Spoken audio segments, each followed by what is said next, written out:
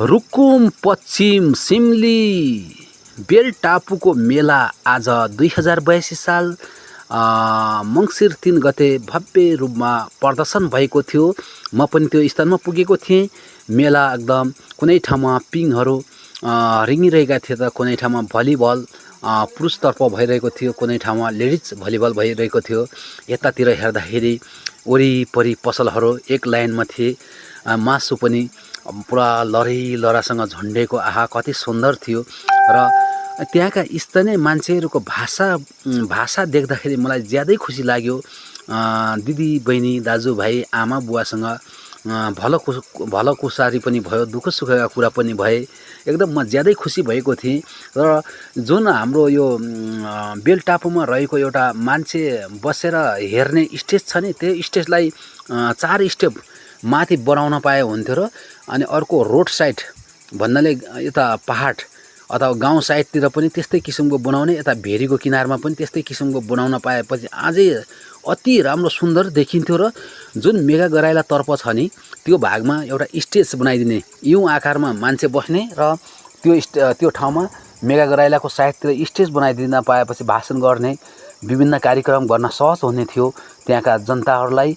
र यो सानो भेरी गाउँपालिकाका वडा अध्यक्षसम्म यो कुरा पुगोस् भन्न चाहन्छु। र आगामी दिनमा आउने बजेट त्यसमा लगानी होस्। र यो एउटा सिमलीको एउटा बेल टापुरीको एउटा इतिहास पनि हो। एकदम रमाइलो थियो है। अनि मेलापात एकदम विभिन्न ठाउँबाट आउनुभएका दाजुभाइ दिदीबहिनी विभिन्न स्थान अथवा विभिन्न गाउँबाट कतिपय दिदी बहिनीको भेटघाट पनि हुने एउटा वातावरण हो।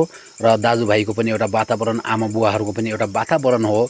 विभिन्न नाचगान, सिँगारो नाच, मयूर नाचहरू थिए। र स्कुलको पनि नाच कार्यक्रम थियो र कुनै ठाउँमा डान्स भइरहेको थियो। मलाई अति राम्रो लागेको छ।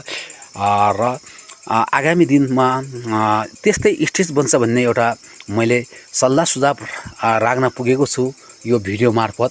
यो भिडियो त्यहाँसम्म पुगोस् कि हाम्रो सानो भेरी गाउँपालिकाको वडा अध्यक्षसम्म पुगोस्। र यो विकास गर्नु नै राम्रो कुरा हो, एउटा इतिहास हो, सानो भेरीको एउटा झलक हो भन्ने चाहन्छु। र म उही रुकुम पश्चिम चौजारी नाइखिराको लिर्को लगाइदिने टाइगर सबैको मन मुटुमा बस्न सफल भएको र मलाई आज मेलामा सम्झिनु हुने सबैलाई सम्पूर्णलाई धन्यवाद दिन चाहन्छु। तपाईँहरूको भलो होस्, तपाईँहरूलाई डिग्री साई कुमारी भगवती रक्षा गरोस् भन्ने आशा पनि लिएको छु।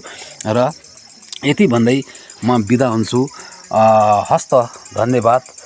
मलाई यो भिडियो सेयर गर्नुहोला, फलो गर्नुहोला र कमेन्ट पनि गर्नुहोला कस्तो लाग्छ हजुरहरूलाई।